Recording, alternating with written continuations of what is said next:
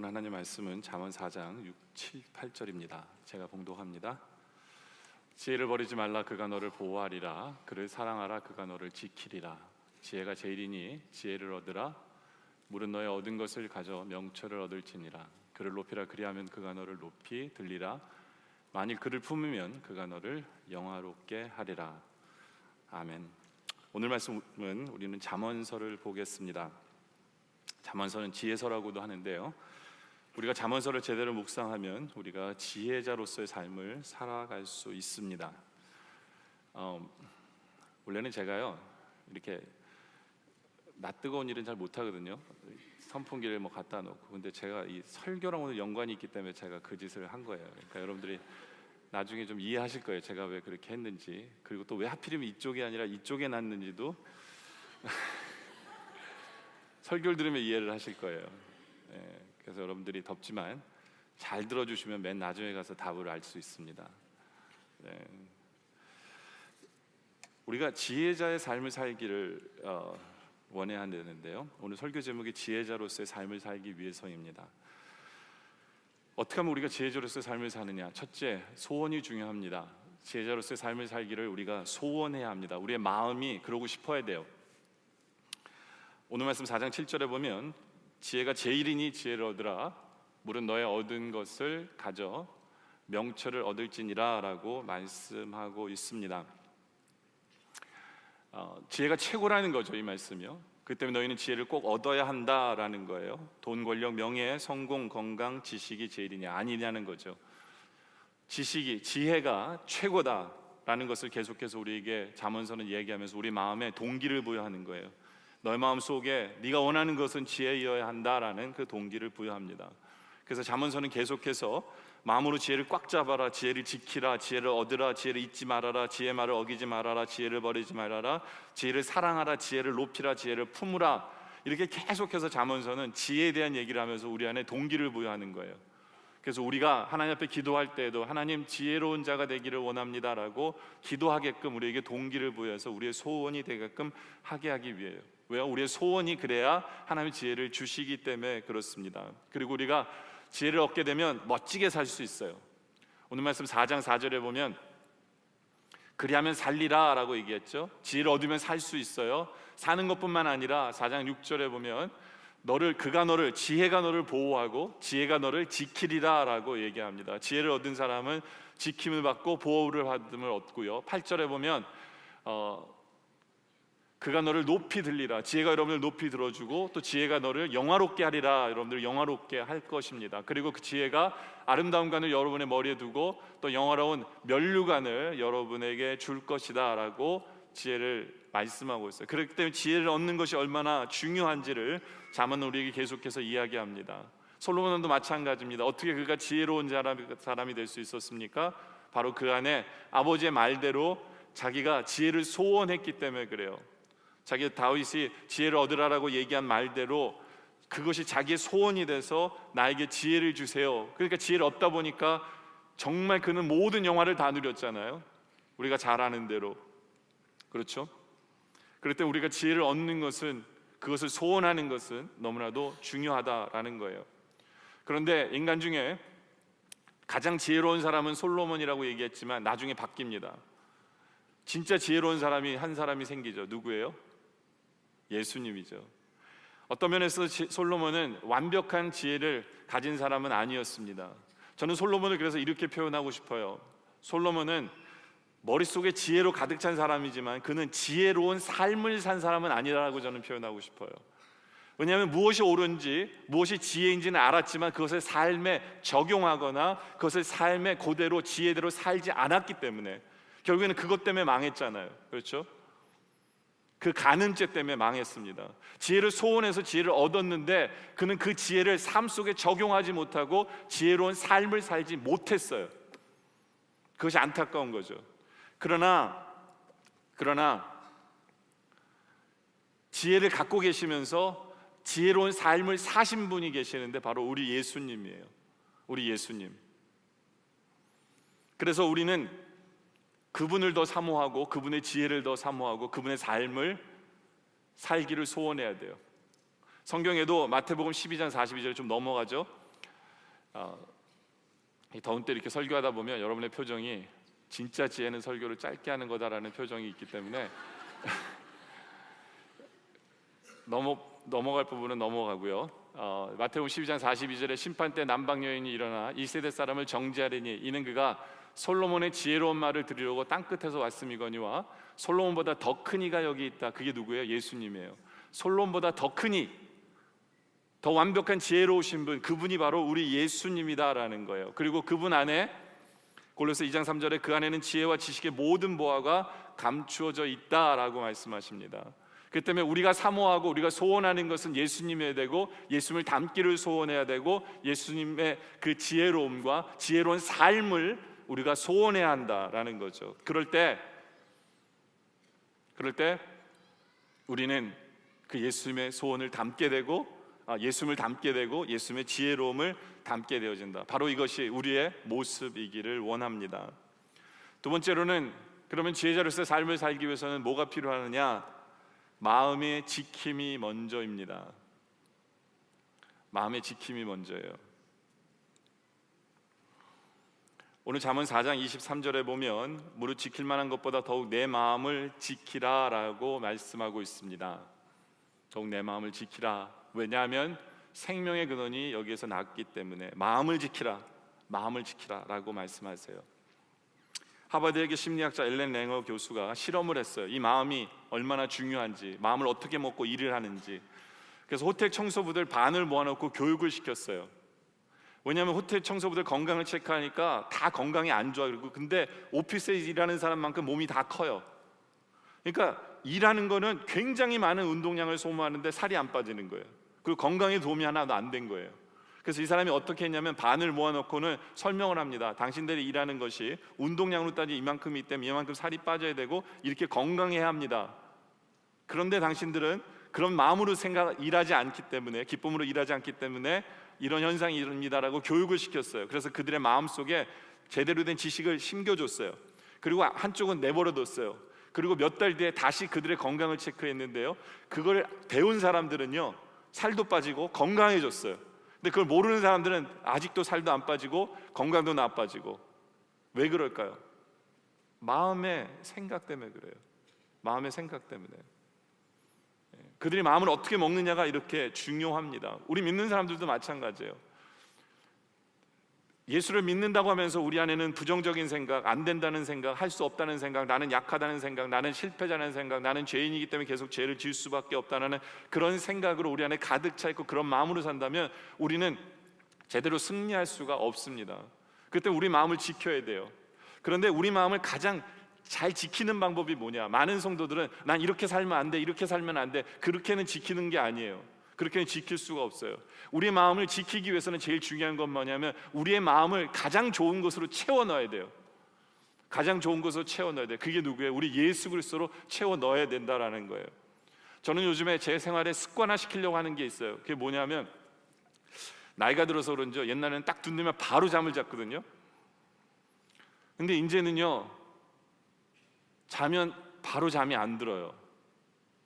그래서 그 시간을 뭐 할까를 고민하다가 제가 좀 신앙의 습관화를 시키기로 했어요. 그 시간 동안에 베개에 딱 둘러서 무엇을 하냐면 예수님의 갈보리 십자가 밑에 내가 찾아가는 생각을 해요. 상상을 해요. 그래서 주님이 보혈을 흘리면서 지시는 그 십자가 밑에서 그 보혈을 바라보면서 주님 감사합니다. 내 죄를 씻겨주심에. 주님 저 보혈의 능력이 있어서 내가 승리할 수 있음을 내가 믿습니다. 주님의 보혈이 나를 낫게 하심에 내가 믿습니다. 왜요? 제가 채찍에 맞음으로 내가 나음을 입었다고 했기 때문에. 그러면서 그 십자가 앞에서 주님께서 이제는 무덤에 들어가시고 3일 만에 부활하시는 그 장면으로 상상을 바꿉니다. 그래서 부활의 역사가 승리의 역사가 내 삶에도 사망 권세 이기신 주님의 능력이 내 삶에 일어나는 것을 기대합니다. 그리고 하나님이 아브라함에게 복의 근원이 될지라는 그 말씀을 하고 계시는 그 장면을 나에게도 주고 계심을 상상을 합니다. 그리고 모든 것이 합하여 선을 이룰 것이라는 그 하나님의 말씀을 믿음으로 상상을 합니다. 그러다 보면 이런 구절이 생각나더라고요. 왜냐하면 내 영이 잘 되는 게 느껴지는 거예요. 그냥 꿈속에서. 요한삼서 1장 2절에 보면 사랑하는 자의 내 영혼이 잘 되는 같이 내가 범사에 잘 되고 강건하기를 내가 강구하노라. 이 기도가 내 삶에 이루어지는 그런 느낌을 받아요. 그러면서 시편 103편 3절에서 5절까지의 말씀이 또 기억나더라고요. 그가 내 모든 죄악을 사하시며 내 모든 병을 고치시고 내 생명을 파멸에서 속량하시고 인자와 긍휼로 관을 씌우시고 좋은 것으로 내 소원을 만족하게 하사 내 청춘을 독수리같이 새롭게 하시는도다 라는 거예요. 모르겠어요. 제가 요즘에 무릎이 안 좋으면서 내가 늙어간다라는 생각이 들어서 그런지 이런 구절들이 저한테 은혜가 돼요. 내 청춘을 독수리같이 새롭게 하시는 우리 하나님, 기대가 되고 감사가 되고 그러한 생각을 하다 보면 어느새 잠들어 있어요. 그런데 잠이 들면서 한 가지 확실한 것은 내 마음에 긍정으로 가득 차고 내 마음에 믿음으로 가득 차고 내 마음에 기대로 가득 차는 거예요. 그런 상상을 하다 보면 어쩔 때는 엉뚱하게 부정적인 생각이 들어오려고 그래요. 그러면 제가 그래요. 스스로 나사렛 이름으로 명하노니 사탄아 물러가라 하면서 내 마음속에서 오직 주님으로 채우려고 하는 그 모습, 그러면요 힘이 나요. 그러면서 느껴지는 게 뭐냐면요, 그렇게 믿음으로 채워지잖아요. 그럼 세상을 바라보면 믿음의 눈으로 보여진다는 의미가 뭔지를 알게 되는 거예요. 여러분들 12명의 정탐꾼 중에 10명이 가나안 땅을 보고 왔는데 그들은 자기들의 눈에 본 것으로 판단을 내리죠. 왜요? 그들 안에 마음속에 믿음이 채워져 있지 않기 때문에 그래요. 믿음으로 채워지게 되면 여호수아가 갈렙처럼 고백하게 되는 거예요. 믿음의 고백을 하게 되는 거죠. 그렇죠? 그 때문에 마음을 지킨다는 것은 내 마음속에 예수님으로 그 믿음으로 채워 넣는 것을 의미한다라는 거예요. 우리 하나님은요 늘 우리에게 이렇게 생각하세요. 예레미야서 29장 11절에 여호와의 말씀이니라 너희를 향한 나의 생각을 내가 아나니, 우리 하나님의 생각이 뭐냐면 우리에게 평안을 주시는 거예요. 재앙을 주시는 게 아니라는 거예요. 너에게 미래와 희망을 주시는 거예요. 우리에게 미래와 희망을 주시는 것이 우리 하나님 우리에게 주고 싶은 하나님의 마음이에요. 그 하나님의 마음을 우리는 보기를 원해요. 그 하나님의 마음을 우리 안에 채우기를 원합니다. 안 된다 이제 끝이다가 아니에요. 이제부터 회복이고 이제부터 승리예요. 그 생각으로 채워 넣어야 돼요. 그렇죠? 우리의 마음 상태가 되게 중요한 거예요. 여러분의 마음이 미움으로 가득 차고 부정으로 가득 찬다면 여러분 안에 어떤 지혜가 들어와도요 그 지혜는 다 뭘로 나오게 돼요? 오히려 그 지혜가 남을 죽이는 게 돼요. 원수를 갚을 수 있는 꾀가 돼버리는 거예요. 왜냐하면 여러분의 마음이 미움과 상처로 가득 차 있다면 아무리 좋은 지혜도 결론적으로는 여러분의 삶을 통해 나오는 것은 악함밖에 나올 수가 없어요. 저는 드라마를 보면서 가끔 이런 생각을 해요. 저 드라마의 작가들은 어떤 생각으로 살기에 저렇게 기가 막힌 복수극을 꾸미고 살까? 저건 경험해보지 않고 실제로 그렇게 생각하지 않으면 살 수가 없을 텐데 하면서 그들의 마음이 안타까운 거예요. 도대체 그들의 마음은 뭘로 가득 찼길래 저런 생각을 할 수 있을까? 여러분들 우리의 마음은 어떤 상태입니까? 우리의 마음은 무엇으로 가득 차 있습니까? 그래서 우리의 마음을 지키고 계십니까? 그래야만 우리 안에 나오는 모든 것들은 지혜가 될 수 있고 지혜로운 삶을 살아갈 수 있다는 것을 기억하시기를 바랍니다. 세 번째로는 우리가 지혜자로서의 삶을 살기 위해서는 수많은 지식 속에서 참 지혜를 찾아야 한다라는 것입니다. 수많은 지식 속에서, 여러분 우리가 살아가는 이 세상 속에는요 수많은 지혜들이 가득한 거 아세요? 근데 우리는 분별하지를 못해요. 그리고 잡아야 될 것을 잡지 못하고 붙잡지 않아야 될 것을 잡는 경우가 많아요. 우리는 그런 시대 속에 살아가고 있기 때문에 우리는 어떻게 하면 참 지혜를 찾을 수 있을까요? 첫째로는 하나님을 경외함으로 찾아야 한다라는 것입니다. 하나님을 경외함으로 찾아야 한다.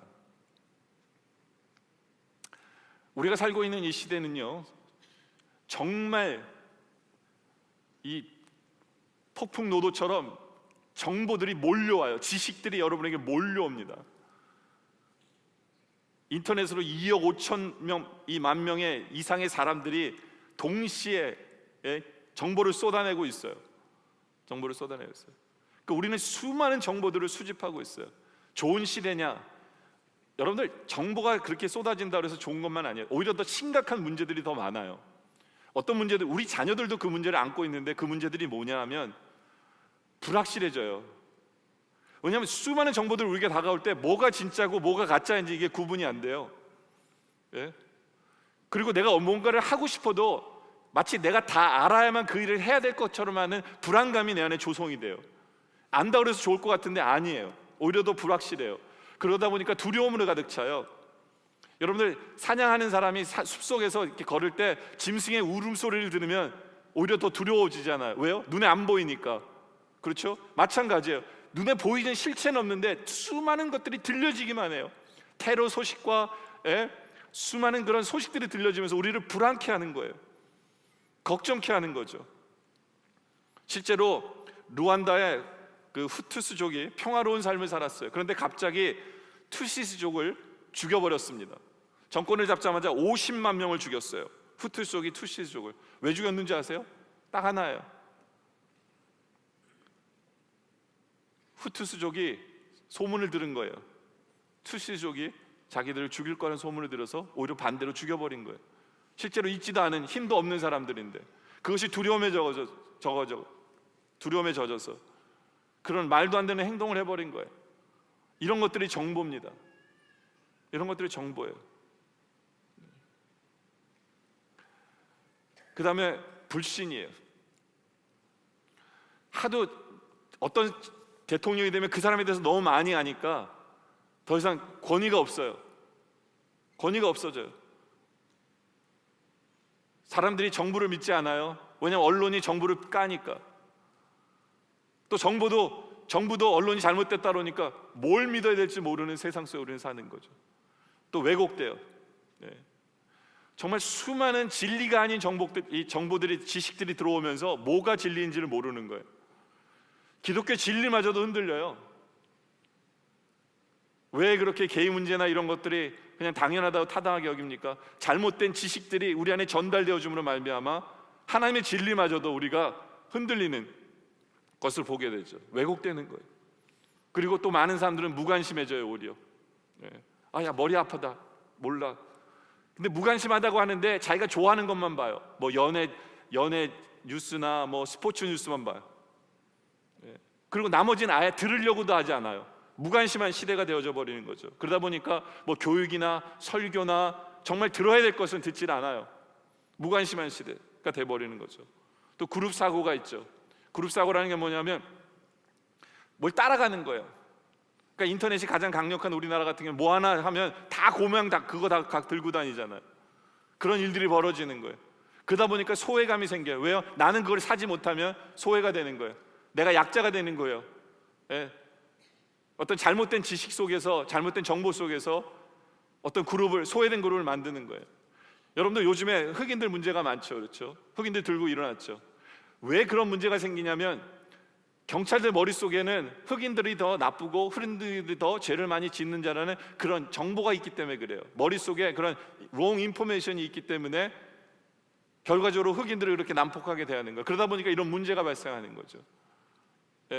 이런 소외 그룹이 생기는 거예요. 여러분들, 이런 수많은 정보들이 우리에게 들어올 때, 지식들이 우리에게 들어올 때 정말 아찔한 시대예요. 우리 아이들도 그런 시대 속에 살고 있고 이런 문제들을 겪고 있어요. 그런 지식 속에서 우리는 어떻게 살아야 될까요? 어떻게 하면 거기서 지혜를 구분할 수 있을까요? 성경은 거기에 대해서 답을 주고 있어요. 뭐라고 이야기 말씀합니까? 잠언서 1장 7절에 보니까 여호와를 경외하는 것이 지식의 근본이언을, 그렇죠? 하나님을 경외함으로 그 지식들을 대해야 돼요. 하나님을 경외하는 마음으로 그 지식들 하나하나를 구분하고 분별할 수 있어야 돼요. 그래야 우리는 그것이 지혜가 돼요. 지혜가 돼요. 잠언에는 여호와를 경외하는 말이 18번 이상 나옵니다. 그런데 그 구절들마다 우리 하나님이 누구신가를 먼저 얘기해요. 우리 하나님은 창조주 하나님이시고 우리 아버지시고 우리는 그분의 자녀고, 우리 하나님 우리의 주인이시고 우리는 그분의 종이다 라는 이야기를 하면서 여호와를 경외하라고 마음속으로 여호와를 경외하라고 얘기합니다. 그러면서 하나님을 경외하는 마음으로 모든 지식들을 대할 때 그것이 우리에게 참 지혜가 돼요. 참 지혜가 돼요. 그래서 잠언서 9장 10절에는 말이 이렇게 바뀌죠. 여호와를 경외하는 것이 아까는 지식이었는데 이제는 지혜의 근본이 되는 거예요. 이제 우리가 대하는 지혜들마저도 하나님을 경외하는 마음으로 우리가 대해야 되는 거죠. 그럴 때 우리는 지혜로운 삶을 살아갈 수 있게 된다라는 것입니다. 그리고 두 번째로는 우리는 수많은 지식 속의 참 지혜를 찾기 위해서 기억해야 되는 것은 부모님의 말씀 속에는 지혜가 있다라는 것을 기억해야 합니다. 오늘 말씀 8절에 1장 8절에 보면 내 아들아 내 아비의 훈계를 들으며 내 어미의 법을 떠나지 말라라고 말씀합니다. 부모님의 말씀을 잘 들으라는 거예요. 부모님의 말씀을 잘 들으라. 엄마 아빠 말만 잘 들으면 돼 라고는 많은 얘기하죠. 근데 그게 하나님의 뜻이기도 해요. 하나님의 뜻이기도 해요. 저는 목사이기 때문에 임종을 많이 보게 되는데 예전에 제 청년 중에 한 사람이 아버님이 돌아가셔서 이제 임종을 지키고 왔어요. 근데 그 아버지가 이렇게 유언했대요. 나는 너희들이 알다시피 인생을 실패했다. 그런데 그 이유는 너희들의 할아버지, 내 아버지의 유언, 마지막 유언을 듣지 않았기 때문이다. 근데 그 유언이 뭐냐면 술 마시지 말아였어요. 그래서 그 할아버지가 유언을 한 거를 아버지가 또 얘기하는 거예요. 그 아들 삼형제에게 술 마시지 마라. 그 유언이었어요. 근데 그 유언을 듣고 온 그 학생이 저한테 와서 뭐라고 하냐면 목사님 피는 못 속이는 것 같아요. 부전자전인 것 같아요. 저 오늘 또 술 먹었어요. 어떡하죠? 그러는 거예요. 여러분들 대를 이어져 오는 그 심플하지만 그게 지혜예요. 삶의 경험을 통해서 주어진 지혜예요. 그 부모가 죽으면서 마지막 남긴 그 한마디가 얼마나 큰 지혜인데 그것을 피는 못 속이는 핑계대면서 그것을 흘겨버려서는 안 되는 거예요. 부모님의 그 한 말씀 한마디는 어떤 면에서는 경험에 의해서 나온 거예요. 오랜 시간 경험에 의해서 나온 거예요. 아픔을 체험하고 나온 그 소리는 지혜로 들어야 돼요. 지혜로 들어야 돼요. 많은 부모들이 자녀들한테 그런 얘기해요. 제발 공부해라 라고 얘기합니다. 그것도 지혜예요. 왜냐하면 그 부모님이 공부에 대해서 아픔이 있거든요. 공부를 못한 탓에 아픔이 있잖아요. 그걸 통해서 수많은 것을 경험해 봤기 때문에 공부하라고 얘기 나오는 거예요. 모든 부모들이 다 그렇게 얘기하는 건 아니에요. 내 부모가 입술에서 그런 얘기가 나왔다면 우리는 그것을 귀하게 여길 줄 알아야 돼요. 그것을 지혜로 여길 줄 알아야 돼요. 여러분들의 부모님은 어떤 지혜의 말씀을 여러분에게 주고 계십니까? 한번 생각해 보세요. 거기서 지혜를 우리는 찾아야 합니다. 세 번째로는 하나님의 생각으로 판단을 해야 한다라는 거예요. 수많은 지식이 있는데 우리는 거기서 하나님의 생각으로 우리는 판단할 수 있어야 돼요. 인류의 역사는요 두 가지의 문화로 되어졌어요. 헬라 문화와 히브리 문화예요. 근데 그들의 사고방식이 틀려요. 지혜에 대한 생각이 틀립니다. 헬라 사람들의 사고방식은 소크라테스 같이 얘기하는 거예요. 내 자신을 알아라. 내 자신을 알아라. 내가 중심이 되는 거예요. 근데 히브리 문화는요, 히브리 문화는 누구를 알라 그러냐면 하나님을 알라는 거예요. 그것이 지혜라는 거예요. 하나님을 아는 것, 그것을 통해서 결정을, 그것을 통해서 판단하는 것이 지혜다라는 얘기입니다. 그래서 잠언 9장 10절에도 여호와를 경외하는 것이 지혜의 근본이요 뒤에 뭐라고 합니까? 거룩하신 자를 아는 것이 명철이라고 그랬어요. 하나님을 아는 것, 그것이 지혜다라는 거예요. 다시 말해서 내 자신을 알라라는 것을 지혜로 삼는 사람은 무슨 얘기냐면 세상 사람들은 자기를 중심으로 지혜를 판단해요. 나에게 이익이 되느냐 마느냐를 통해서 지혜라고 판단하고요. 그러나 하나님 중심을, 하나님을 아는 사람은 하나님 중심으로 그것을 판단해요. 이것이 지혜냐 아니냐를. 제가 여러분에게 쉽게 이해시키기 위해서 이거를 생각했어요. 이거를 생각하고 있는데 갑자기 선풍기를 여기다 놓으시는 거예요. 무슨 얘기냐면 여러분들 오늘 우리 이 본당에 이쪽은 약간 시원해요. 왜냐면 이쪽은 에어컨디션이 바람이 좀 나와요. 근데 이쪽이 안 나와요. 그래서 선풍기를 이쪽에 둔 거예요. 근데 한번 보세요. 여러분들이 미리 알았어요. 에어컨디션이 이쪽에만 좀 더 잘 나오는 것을 미리 알아셨어요? 그건 지식입니다. 여러분은 지식을 얻었어요. 그런데 여러분들이 그래서 여기 앉는 건 그거는 바로 헬라 문화의 지혜예요. 근데 그걸 알고 나서 여러분들이 이쪽에 앉아요. 왜요? 내가 좀 희생하더라도 다른 사람이 잘 되기를 원해서. 그건 하나님을 아는 사람이고, 그것은 하나님에 의해서 그 지식을 지혜로 바꾼 사람이에요. 왜냐하면 하나님의 뜻을 알기 때문에. 이해가 되시죠? 바로 그 지혜를 하나님이 소유하기를 원하시는 거예요. 그래서 제가 그 생각 다 하고 있는데 선풍기 여기다 놓는데 제가 어떻게 혼자만 선풍기를 쐴 수 있겠습니까? 그렇지 않아요? 저도 지혜로운 일을 한 거예요. 오늘 말씀 때문에. 보통 때 같으면 안 그래요. 저 안 그래요. 누리기 위해서가 아니라 닭살 돋아서 안 해요. 근데 말씀을 그렇게 생각하고 있는데 그래서 제가 이렇게 옮긴 거예요. 네, 이해해 주시기 바랍니다. 그것이 하나님이 원하시는 지혜예요. 하나님의 마음으로 생각하고 하나님의 마음으로 판단하고 하나님 말씀대로 사는 것이 지혜라는 거예요. 지혜라는 거예요. 그렇기 때문에 하나님께서 우리에게 주시는 모든 말씀은 지혜예요.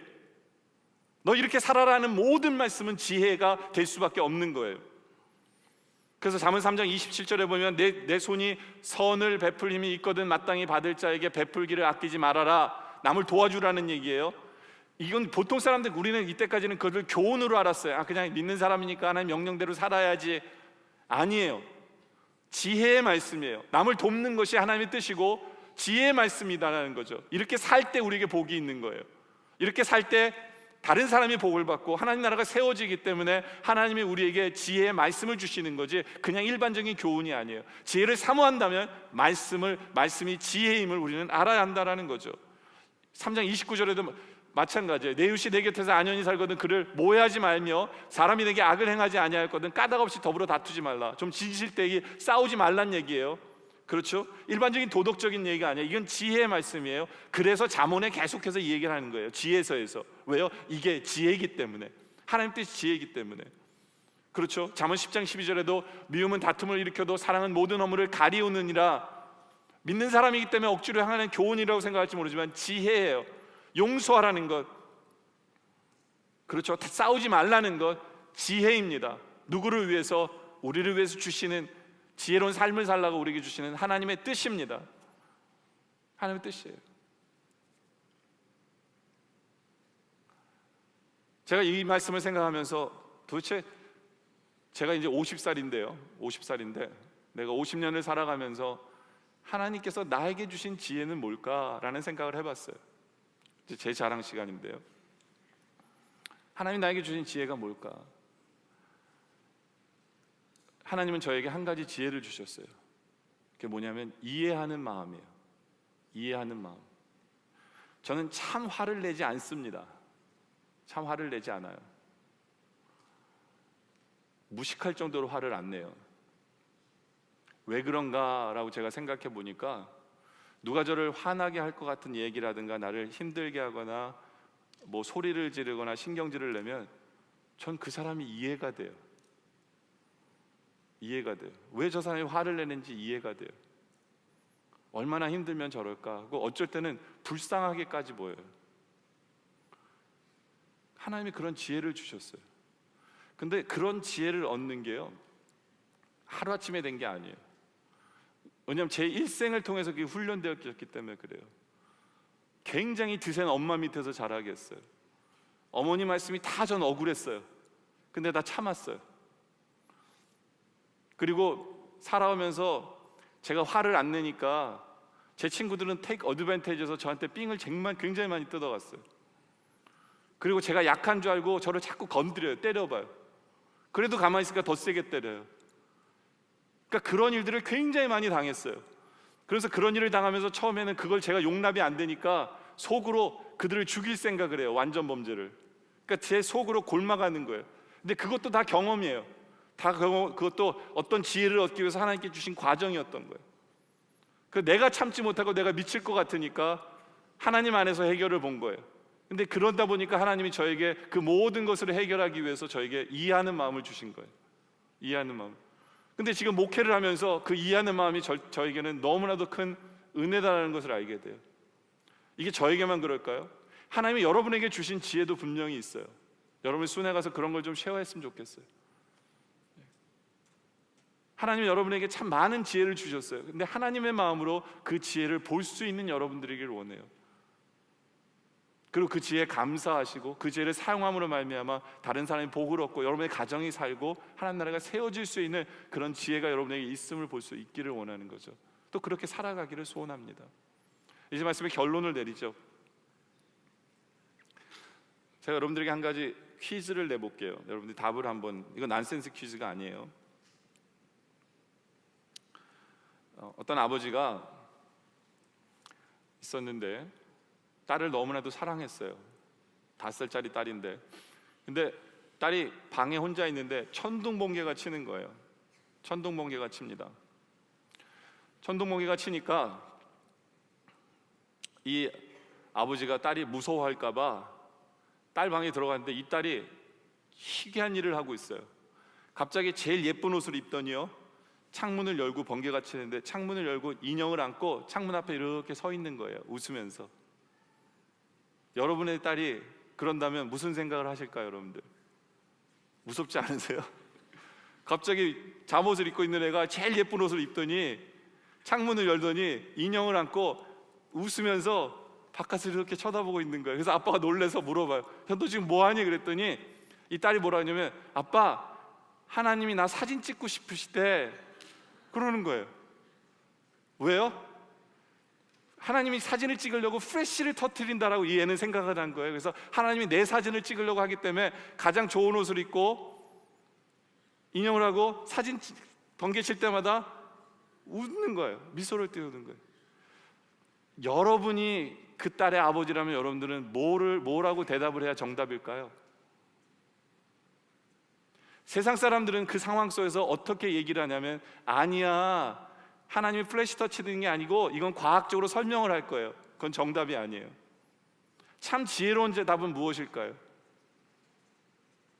참 지혜로운 답은, 이것도 닭살 돋는 멘트인데요, 아빠도 너랑 같이 사진 찍자 하고 번개가 칠 때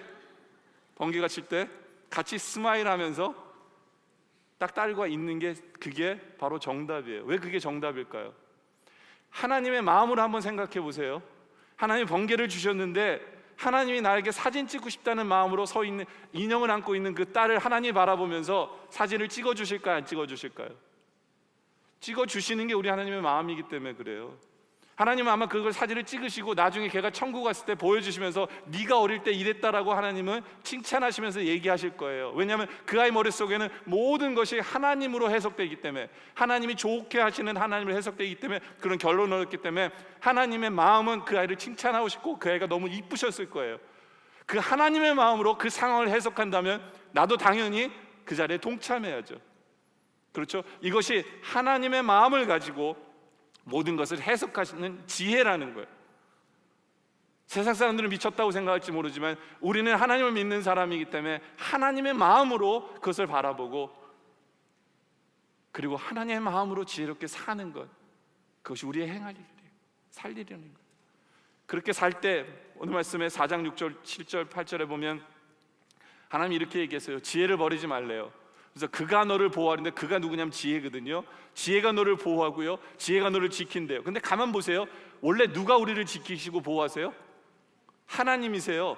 그런데 하나님이 하는 일을 지혜가 한다라고 하나님이 얘기하세요. 이런 얘기까지 하세요. 지혜가 제일이래요. 누가 제일이어야 돼요?